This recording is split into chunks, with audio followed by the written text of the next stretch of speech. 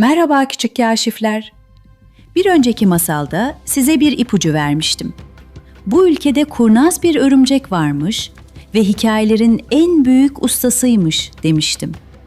Hangi ülkeydi biliyor musunuz? Afrika'nın en büyük, en renkli, en neşeli ülkelerinden biri. Nijerya. Ve bugün anlatacağım hikaye çok özel. Çünkü bu hikaye dünyadaki tüm masalların nasıl var olduğunu anlatıyor. Eğer bu masal olmasaydı, belki Momotaro da olmazdı, Güneşli Ayda ve belki ben bugün size hiçbir şey anlatamıyor olurdum. Hazır mısınız? O zaman başlayalım. Afrika'dan bir örümceğin inanılmaz hikayesiyle. Çok çok eski zamanlarda, dünyanın henüz yeni yeni uyandığı günlerde hiç masal yokmuş. Evet, doğru duydunuz. Hiç masal, hiç hikaye, hiç efsane yokmuş. Annenizin size uyku öncesi anlattığı o güzel hikayeler, ninelerinizin fısıldadığı masallar, hepsi bir yerde kilitliymiş. Peki nerede? Gökyüzü tanrısı Niame'nin ellerinde.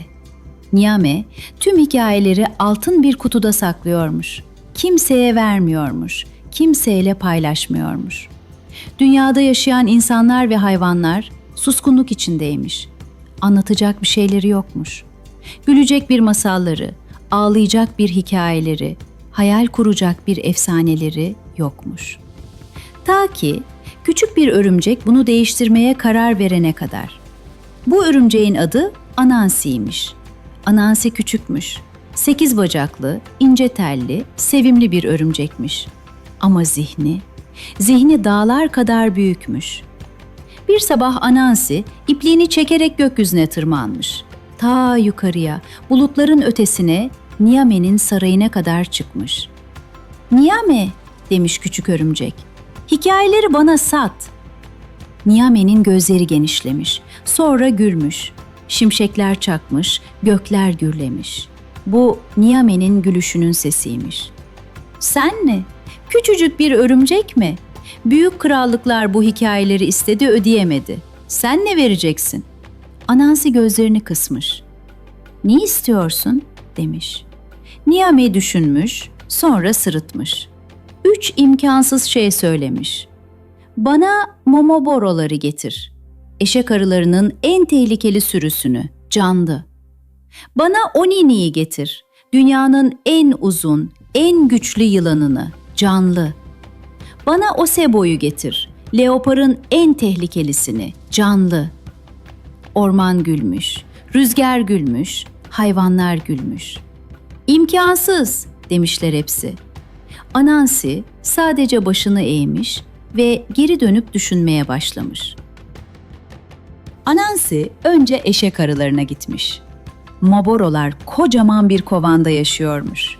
Yaklaşan her şeyi sokan, öfkeli, tehlikeli yaratıklarmış. Anansi bir kabak bulmuş, içini boşaltmış, sonra kovana yaklaşmış ve bağırmış. "Moborolar, eşim diyor ki siz bu kabağa sığmazsınız. Ben ise sığarsınız diyorum. Kim haklı?" Eşek arıları kızgınca vızıldamış.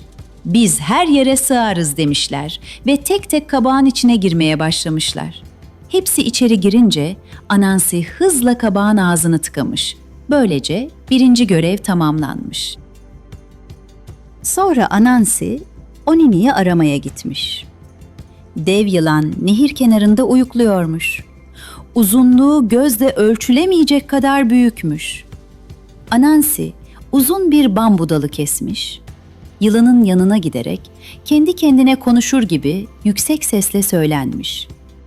"Eşim diyor ki Onini bu daldan kısa. Ben ise aynı boyda diyorum." Dev yılan bir gözünü açmış. "Kim kısa diyor bana? Uzat şu dalı, ölçelim." Yılan boyunu düzeltmiş, Anansi'nin tuttuğu bambu dalı boyunca uzanmış. "Düzgün dur, kıvrılma," demiş Anansi. "Yoksa ölçemem." Yılan düzelmiş. Anansi hızla ipliğiyle yılanı bambu dalına sarmış, başından kuyruğuna kadar örmüş. Böylece 2. görev tamamlanmış. En zor görev sona kalmış. Osebo, leopar. En hızlı, en güçlü, en tehlikeli hayvan. Anansi, leoparın geçtiği yola derin bir çukur kazmış. Üstünü dallarla kapatmış. Gece olunca yoldan koşarken leopar birden çukura düşmüş. Sabah Anansi çukurun başına gelmiş. Leopar içeride kükrüyormuş. "Osebo, sana yardım edeyim mi?" demiş Anansi. "Çıkar beni, sana ödül veririm," diye bağırmış leopar. Anansi uzun bir dağ sarkıtmış. Leopar tutunmuş, çıkmaya başlamış. Ama Anansi dalın ucunu tutarken leopar tam dala tutununca ipliğiyle onu sarmış. Dal boyunca örmüş, bağlamış. Ve böylece 3. görev de tamamlanmış. Anansi 3 imkansız görevi de tamamlayarak Niame'nin sarayına dönmüş. Önünde arı dolu kabak, dal üstünde sarılı dev yılan, dala bağlı leopar duruyormuş. Niame uzun süre sessiz kalmış.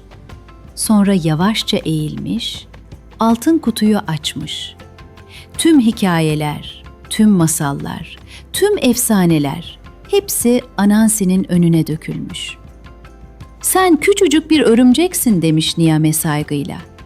"Ama zihni büyük olan her şeyi başarır. Hikayeler artık senindir ve seninle birlikte tüm dünyanın." Ve o günden sonra hikayeler dünyaya yayılmış. Ormanlara, köylere, şehirlere, kıtalara. Ta ki sizin kulaklarınıza gelinceye kadar. Güç kaslarında değil, aklındadır. Şimdi size Nijerya'dan 3 eğlenceli bilgi söyleyeyim. Birincisi, Nijerya Afrika'nın en kalabalık ülkesi. 200 milyondan fazla insan yaşıyor ve bu insanlar 500'den fazla farklı dil konuşuyor. Düşünün, bir ülkede 500 farklı dil. İkincisi, Anansi masalları sadece Nijerya'da değil, tüm Batı Afrika'da ve hatta Amerika'da bile anlatılıyor. Çünkü yüzlerce yıl önce Afrika'dan Amerika'ya götürülen insanlar bu masalları yanlarında taşıdılar. Hikayeler onlarla birlikte yolculuk etti. Üçüncüsü, Nijerya'da her akşam aile büyükleri çocuklara hikaye anlatır. Buna Moonlight Stories yani ay ışığı hikayeleri deniyor. Tıpkı bizim ninelerimizin yaptığı gibi. Ve böylece Nijerya'dan Anansi'nin hikayesi sona erdi.